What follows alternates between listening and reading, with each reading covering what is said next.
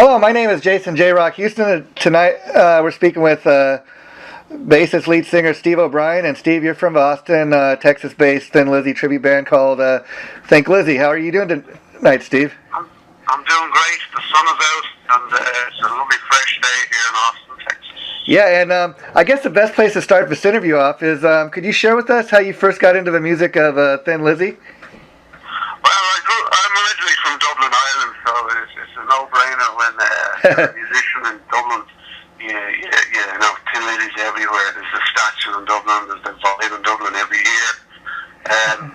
When I was learning bass, it was one of the Live and Dangerous was one of the albums I played along to. Yeah, you know, it's just part of the culture over there. Phil Lynott is an Irish legend and a Dublin legend, you know. So it's all part of it. Yeah. I've never actually played in a band before we started it, like played in any Thin Lizzy songs. Wow, well, that's... So when we did start it, it was like, oh hell, I have to learn all these songs and sing at the same time. Which is a challenge, but we did it. Yeah, well, that's amazing. And I gotta tell you, it's obviously the accent, but, you know, just your speaking voice, you sound a lot like the man himself, you know, Phil Lynott. Now, are you from the same part of Ireland that he's from? Oh yeah, I'm from Dublin. I'm from the north side. He was from the south side of Dublin, but we don't make that distinction. Some people might say I'm from the same side as Bono, but I don't tell anybody that. Okay. And from being from Ireland, you speak pretty good. I got to ask, how many years have you been here in the States? It's just over 10 years. I think I came over in 03. Okay. And, I got away from the cold, wet weather. I moved to Texas where it was hot. Wow. I'm glad I moved. And so, tell me a little bit about your band, which is called Thin Lizzy. That's a cool original name. I was playing in a U2 band here in Austin called Mysterious Ways with a guy called Buffalo Speedway, and we were looking for some side project to do, some other bands to do. Though. He was more of a rocker than I. And you know all that. And we were coming back from North Texas on a long trip, and we'd thrown out bands to cover, you know, just for fun, and he came up with Thin Lizzy, and I was like, wow, yeah, that's cool. And then I was like, oh, hell, sick, I have to learn all them songs. But I knew some of the hits and all that, but actually sitting down and playing them and learning how to sing and all that, apart playing the bass, and we set a goal to play at the Irish bar here for Paddy's Day. Okay. And we started in January, rehearsing every weekend.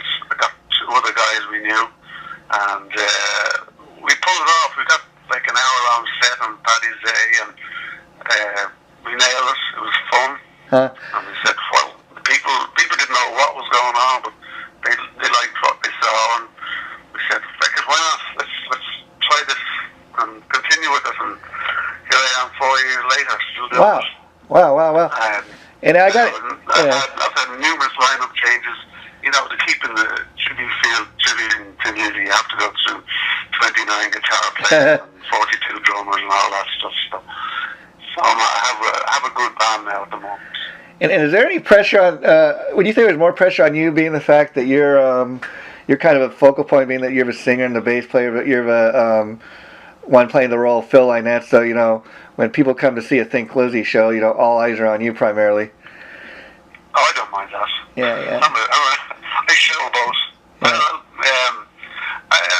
dress up, I wear the afro, I wear the clothes and the different bases and the different eras and all that. Because I believe, like, if you're going to do a tribute, you might as well go all out.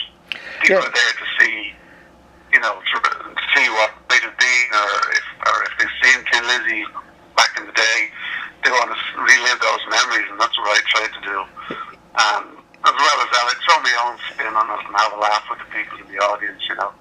Yeah, that's something I find some bands don't do, is interact with the audience.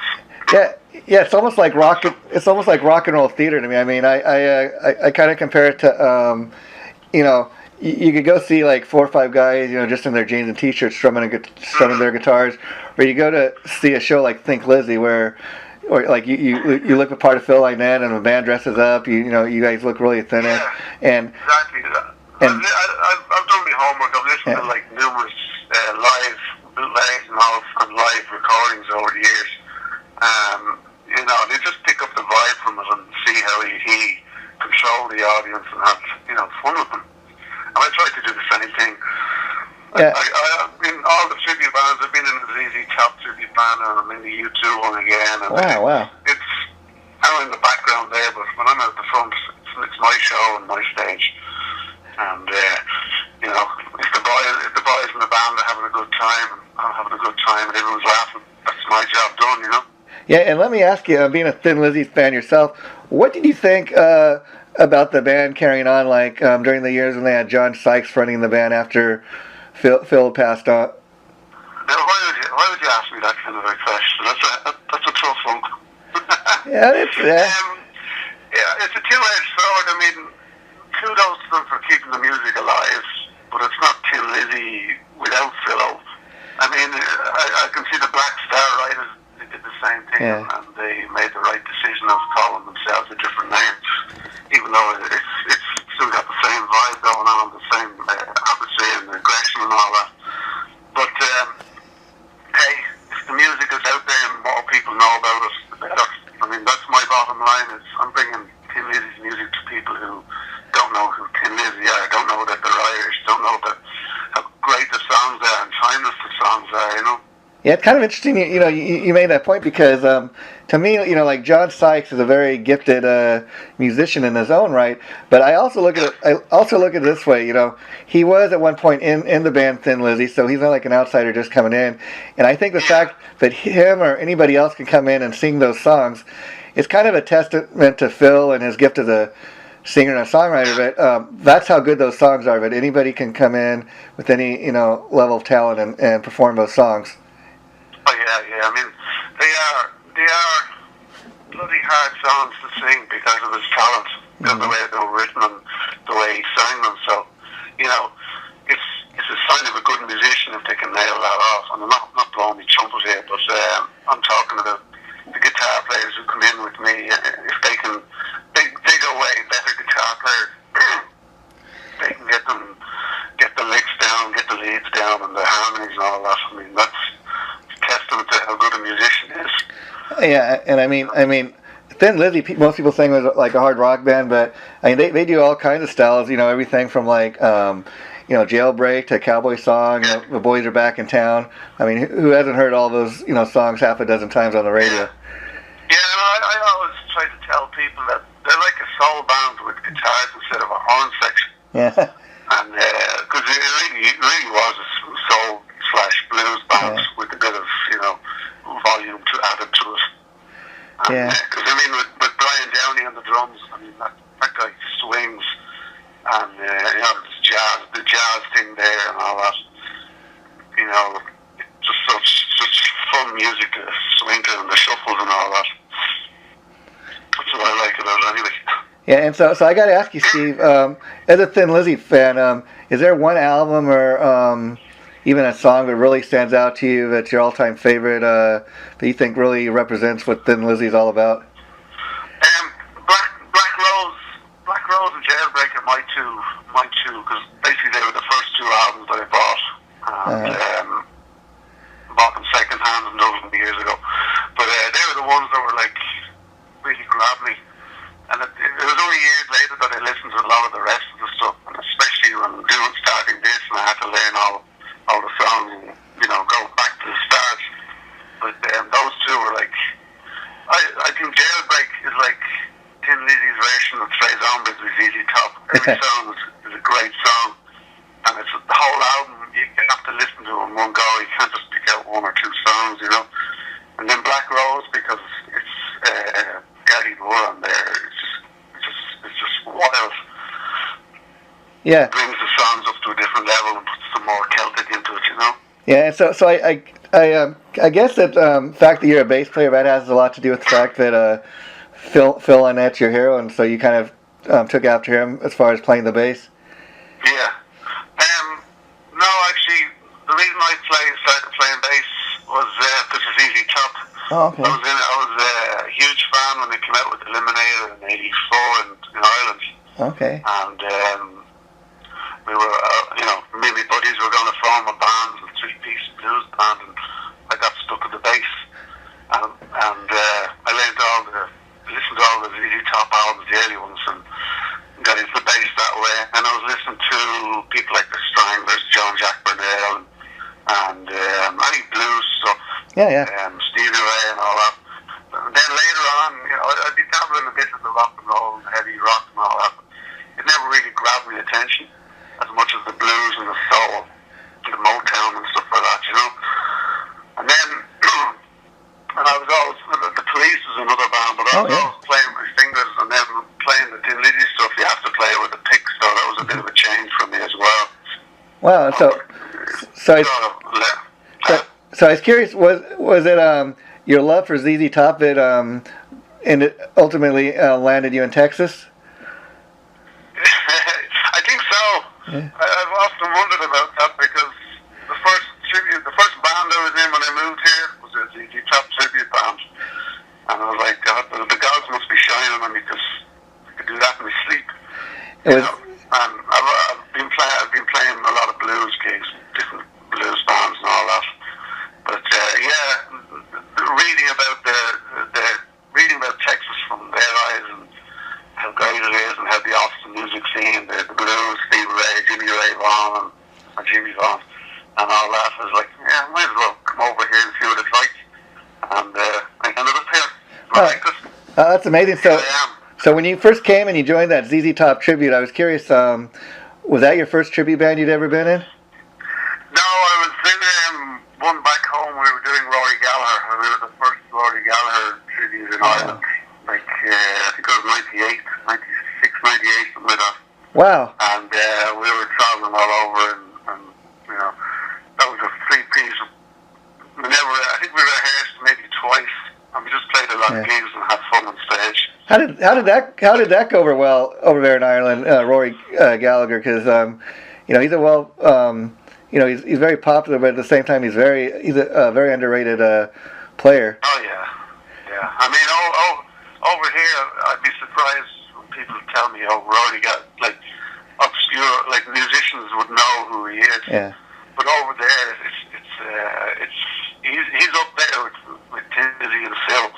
And that he has a statue dedicated to him, and every year they have tribute shows. Early May, I think it is, on the anniversary of his death, or June, they have a big festival in the town where he was born. And I mean, all over Europe, the same thing. There's a lot of tribute bands. In Germany, in England, they play the hell out of his music. And why do you think here in the Why do you think here in the States he's so underrated? Do you think it's just a fact that maybe he passed just as he was starting to really make some noise over here? Rory Gallagher? Yeah.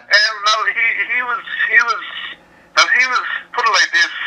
When he came over here first, I think he was opening for ZZ Top, and then later on they opened for him. Wow, yeah. And it's just he had a fear of flying, that much, so he wasn't really getting coming over here as much as he should have to break it. And he was also apparently very stiff in his ways. Mm-hmm. He wouldn't do the record company thing. He'd do his own thing. Oh, okay. And he'd do the tours, big tours back in the 70s, and then I think the flying eventually got to him, and it wasn't worth his while coming over. Like Gary Moore, I think, was the same thing. He'd only have pockets of fans around the country, but the rest of the people wouldn't know who he was from a hole in the ground, And let me ask you, Steve, back in the day, did you ever get a chance to see Thin Lizzy live? No, I was a bit. They were a bit before my time. Okay. If I had said I'm going to a Thin Lizzy show in my house, it would have been, you will not. You get back in and do your homework first. And so the only time I did see Phil, he was up in the airport. We used to hang around the airport a lot, watching the planes. And, the buzz went around back in the early 80s. Like, Phil Lynnett's in the airport, and we were, kids were like, he's a rock star, dangerous. Yeah. I remember going down, he was sitting in the bar at the table there, the pint of Guinness in his hand, and he was wearing an all-white suit. I thought, wow, and again, he'd be probably the first black person person I ever saw. Wow. You know, and it's like that's somebody famous. Wow. I'm not going over to talk to him. You know. Yeah. But no, I miss Thin Lizzy. And so we were talking earlier about Black Star Riders, which is, of course is Scott Gorham's new band he's got with Ricky Warwick, and they do the Thin Lizzy thing, but they also put out new music. They're getting ready to release a new album.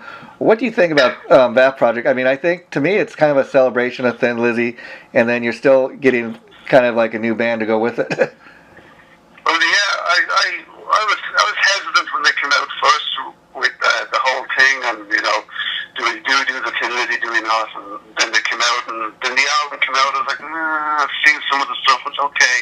But I saw them live over in Houston there in May last year, and I tell you, those guys kicked the ass off any of the bands out there. They played live, they played hard, and it was great. I was pleasantly surprised. It was great to meet them and all that, but I wish them the best. Yeah. They're doing something they love doing, and they project that as well. They have fun on stage, and the audience, you know, I think they convert the audience, you know, by playing the songs. And I think, you know, of course, like any working musician, they want to make a living, but I don't think, you know, that's the sole reason that they're bleeding on, they're living off the name of Thin Lizzy, or making it, you know, bleed into the ground. Yeah, well, I think they have to do that, because, you know, this Black Star Riders featuring members of Thin Lizzy, so people go, wow, there's a connection, and go. Yeah. That's business. I mean, but they love doing it. I mean, because, you know, they're like kids that keep starting off again. Because, I mean, you could have somebody like, you know, pull a Robert Plant and, I'm never going to perform Zeppelin again, or, which I think would be a shame, you know, because this, like I said, who hasn't heard The Boys Are Back in Town, or Jailbreak, or, you know, Cowboy Song half a dozen times. Those songs live on for a reason, because they're just songs that are just that great. And I think what's great about what you're doing is, like you were saying earlier, people come to see your show, and they know you're not Thin Lizzy, but there's a fan base there. So when they come to see you guys play, they know what they're going to get. They know what songs you're going to play. And if you and your band are that good, you're going to take these people back to when they were teenagers, or when they first heard the band Thin Lizzy. And that's a magical, you know, night you can give your audience to remember. Oh yeah, I mean that's one of the goals we have, is to take them back and show them that, you know, the music is still alive, still vibrant, still. And if it's a new person who's never seen Thin Lizzy before, and they go, wow, I must get some of that music on the iPod, or go to the record store and buy the albums. I'm like, you can do that and get all of them. Yeah. Don't stop and listen to it every day, because it'll be, you know, show the kids, spread the word around is our sort of goal and motto. You know, if you don't know who Thin Lizzy is before we just you will after us. Yeah, because just tell everybody about us, tell everybody about Thin Lizzy, and you'll find they'll be the coolest person on the block. Yeah, because Thin Lizzy is one of those bands that, you know, as diehard as the fans are, they're one of those bands where you've probably heard their song on the radio, but there's a lot of people out there that, you know, like they might have heard the Boys Are Back in Town, and I heard that song. Oh, Thin Lizzy. So that's who does that song, you know. And that's a great thing too. That you guys turn people on the music. You know, you keeping the legacy going.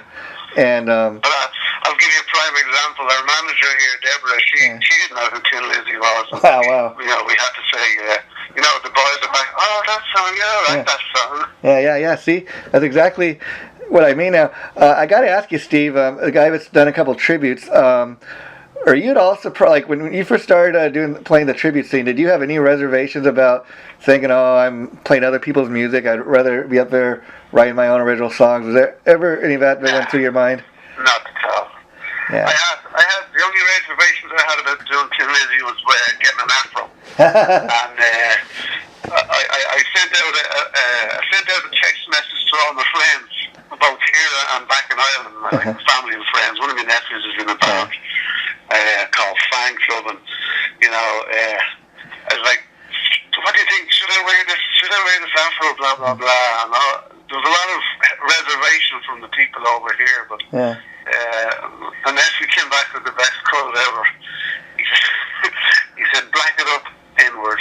Well, that's cool. And again, I was like, right, I like you already. You're getting a Christmas present. I mean, I mean, I never been there. That's the only reservation, and I've never had any problems with people looking at me, a white guy wearing an afro. Yeah, because I don't give them any time. I just play it loud and say, this is what we do. It's like you have a problem with this, it's your problem. It's like you're playing a role, a movie role, so to speak, and that's exactly what it is. Yeah, that's exactly how I see it. If anyone asks, it's just playing like I'm acting on stage. And of course, I'm channeling what I've seen on the videos into what's on stage. And it's the same with any the tribute bands I've done. I'm just playing a role, And the thing is, Ireland, especially Dublin, is one of those countries where, wasn't necessarily a huge rock scene there. That's why there's only a select few bands that make it out of there. And I understand Thin Lizzy, especially Phil. He's like Elvis Presley over there. Where he's a national hero so much to the point that he's bigger than Elvis Presley. Yeah. But I mean, some might say he's even bigger than you too, and I would agree. Well, naturally he's been around longer. Over there, there is a rock scene, there's a metal scene, but there's everything else scene as well. It's a very musical country. Like, I'm always surprised about, I read about bands and they come up with them. I've been in traditional Irish bands, soul bands, ska bands, blues bands, rock bands over there. It's just about music, what you can play and have fun with. Well, love it. There's a big wide range. We're such a small country. There's a big wide range because we get the American influence and we get the English bands and the European bands. So it's a melting pot over there. A lot of bands from out of Ireland, I understand, are really blues based. Is that correct? A lot of bands, yeah. I would say there's always a hint of the blues in there because blues is very popular. Yeah. And talking about what a hero Phil is over there, so much to the point I understand there's like a national statue or a monument in his memory. They unveiled a statue to him in 2005 and had a big, huge concert that's featured in that video one night in Dublin. And all the guitar players got together and it's outside one of the bars where you used to drink a lot downtown Dublin, and now it's like a place where people go to. If you're going to Dublin and you're a Thin Lizzy fan, you have to get your picture taken by the statue, And have you had a chance to go and take your picture in front of a statue? Have you had a chance to visit the statue? Oh, I did. I was home in October last, and I brought the kids out and we took some pictures, of course. I wore the T-shirt and did the pose, as you're supposed to do, And I tell you, anytime I have American friends going over to Dublin, I say, you got to go with the statue. Here's a T-shirt. Take a picture beside the statue and send it to us, and we'll put it on the webpage. Wow. And so, how different is life in Texas compared to your homeland of Dublin, Ireland? How different is life in Texas compared to Dublin? It's obviously a lot warmer. There is a lot of similarities and a lot more laid back, relaxed and all that. It takes a hell of a lot of time to drive around anywhere in Texas. Wow. That's one of the big differences. Like, I live near Houston, and it takes me 2 hours to go to Austin, and 3 to San Antonio, and 4 to Dallas, and that's where most of the gigs are. But that's at least it's warmer. Yeah. It's not as much raining and all that, and the people are just as cool. I get away with a lot because with the accent and all that, and people are nice in Austin, fun loving and all that, And so you said it took you a while to feel comfortable in your ability to play these songs. When you were first learning the Thin Lizzy songs, as far as how to play them, what's the most difficult part, learning how to sing them or learning how to play the bass parts?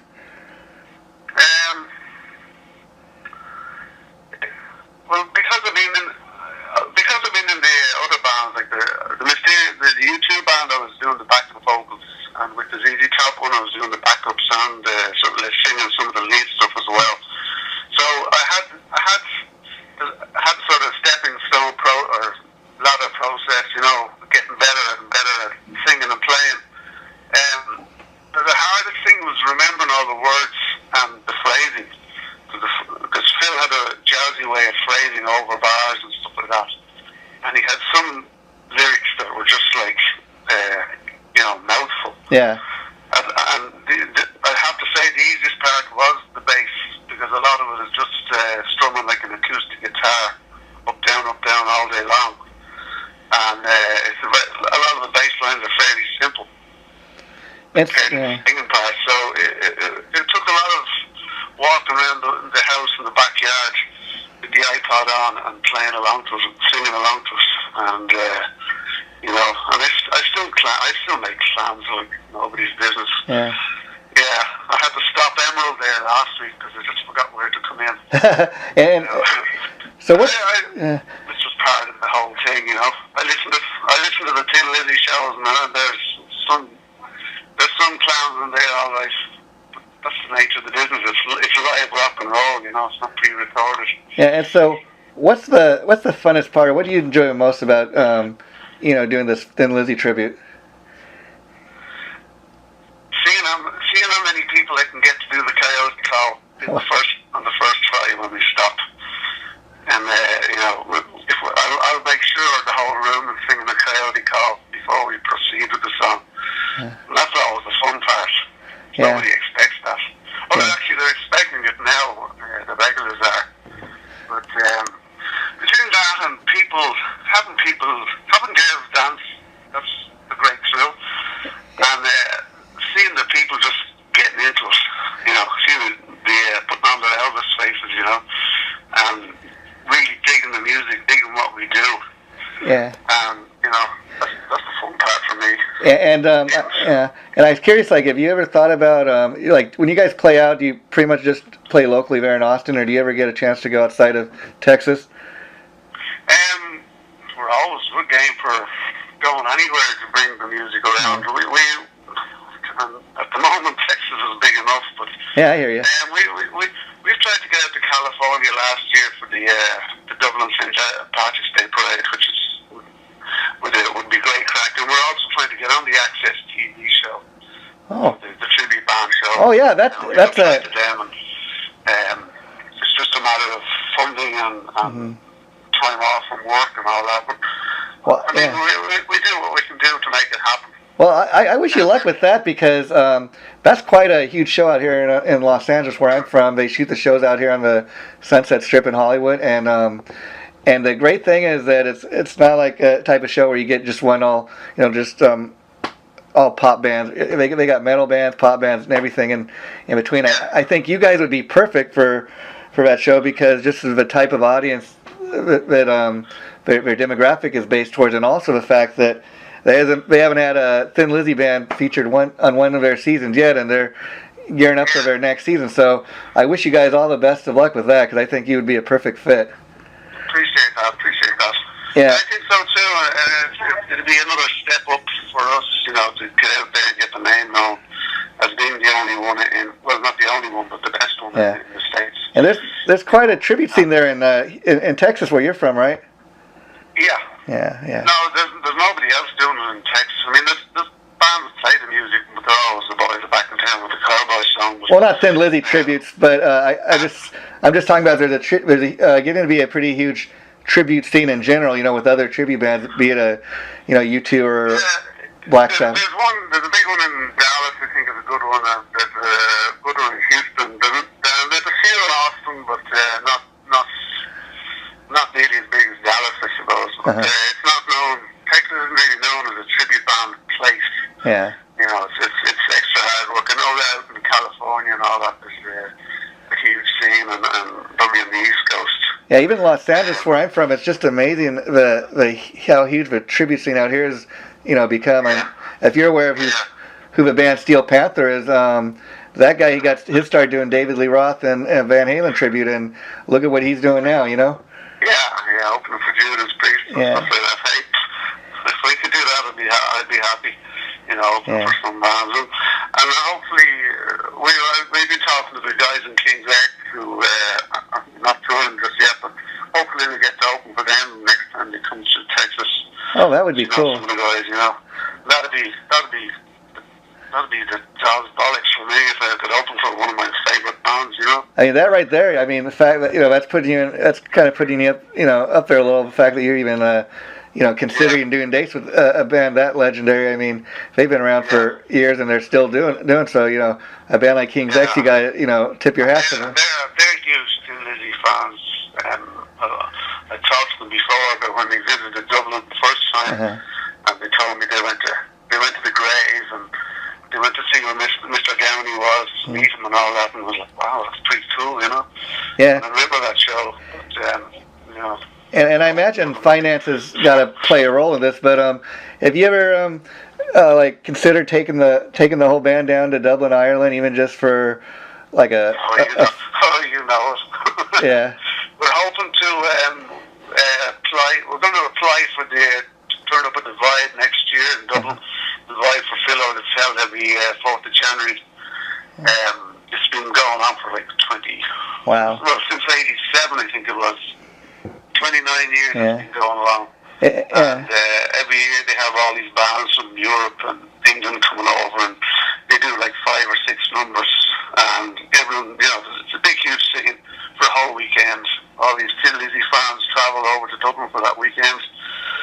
So I played it before with the Rory Gallagher thing, and back in '98 it was wild. But to bring my guys over, it's going to take a lot of gigs and a lot of piggy banks to be filled, but it would be a dream, it would be a capital to play that show. Yeah, and let me ask you, because let me ask you, Steve. You were saying you were kind of too young to see Thin Lizzy back in their heyday, but so on that note, I got to ask you, were you always a Thin Lizzy fan growing up, or did you kind of get into their music after Phil had already passed on? I remember seeing Thin Lizzy doing Killer on the Loose on the Top of the Pops, so that would have been 1981, I think, or 1980. Oh, okay. It would have been 1980 when they released it. Top of the Pops being like the big BBC show at the time. And, back then it was all Adam and the Anson, the special. Oh, yeah. Duran, and, along comes this Killer on the Loose around the time when there was a Killer on the Loose. And I was like, that's Thin Lizzy? Wow. That's mad, That's dangerous sounds of music. That's heavy metal. Yeah. It wouldn't have been big in my parents' record collection, But, you'd always get the boys are back in town and all that, but it was only after he died, that I started playing bass in '86. Actually, the year he died, '85, '86. Yeah. And, hanging around with rockers over there, you pick up songs, and, you start hearing more and more, and then I started getting all the albums, But, it was basically after he passed on that I got into the music. And do you remember like hearing news reports of when he first died, and what was that like, or how did you learn of his death? Probably over the radio. I can't really remember. I know I was in school then, so it would have been a big thing that he died, But I vaguely remember. I know it was in January, so it would have been after Christmas. Yeah. Wow. And I know I would have been doing a lot of schoolwork for exams and all that, so I wasn't really listening to what was going on outside. Yeah, and then it would have been like a passing thing in the news. Phil Lynott died. Oh, okay. And then, as far as you're obviously a huge Phil Lynott fan, but I was curious, being a Thin Lizzy fan, how big of a fan were you of John Sykes when he came into the band, as far as his guitar playing? Oh, John Sykes is a bit too shreddy for me. Yeah. A bit too, like, the live stuff is all the squealing and squawking and all that. Boy, he writes great songs. Yeah. I tell you, that Thunder and Lightning album is the first half of it. Brilliant songs. Great rock songs, just, Because obviously he brought his thing in, and it was hammered out with Phil, and, to make it more Thin Lizzy-ish, but, Thunder and Lightning, Cold Sweat, someday, my favourite is Someday She's Gonna Hit Back. Okay. Just for the sheer epicness style, but, and the odd chords and the odd rhythms and all that stuff. It's I don't know how I'm ever going to do that song, but I'm going to try. Yeah, 'cause, John Sykes is interesting in the fact that he was obviously part of the Thin Lizzy story and history, but I think he was a much better fit for like Whitesnake, which is what he did following. Yeah, absolutely. I mean, he took from it what he learned from Thin Lizzy and brought it into that first Whitesnake album, that was a big album. Yeah. Back in my day too. Yeah. And when that came out, that was kick ass. And looking back at the history of Sykes now and reading about what happened in Whitesnake and how he got into all that and wrote most of the songs, is like, the guy has talent, obviously. Yeah. It's just he's not the Gary Moore. He's not a Gary Moore kind of a player, which is more blues based and all that. He's more of a shredder. Yeah. And just the tones and all that. Yeah. Bit too metal for my liking.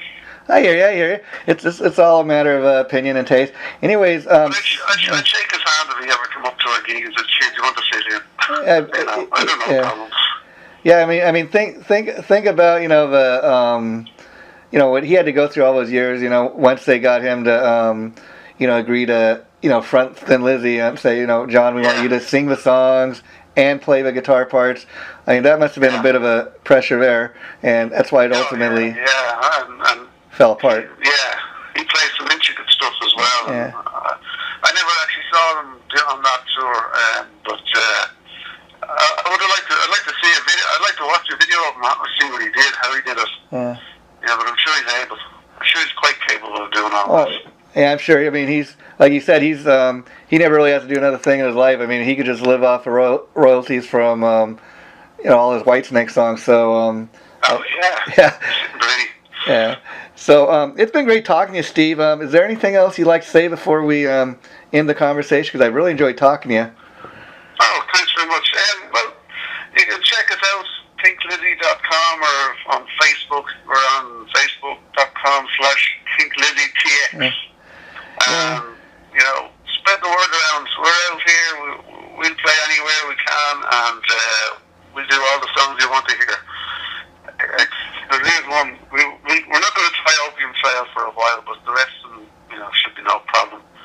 We're ready to rock when everyone else is, and we want to play your town. So if you just spread the word around. Well, Steve Obrien from Think Lizzy, based out of Austin, Texas. You guys keeping the music of Thin Lizzy alive. So thanks for that. My name is Jason, JROCK Houston. You guys have been listening to Under the Influence, and this interview will be going up on our site probably by the end of the month, Steve. The minute it does, I'll let you know. I'd like to do this down the line if you ever have a time again. Maybe we talk about your favorite Thin Lizzy album a little more in detail. Thanks so much. Talk Thin Lizzy to the cows come home. Okay, that's great. You take care of yourself, Steve, and I'll be in touch. Bye-bye.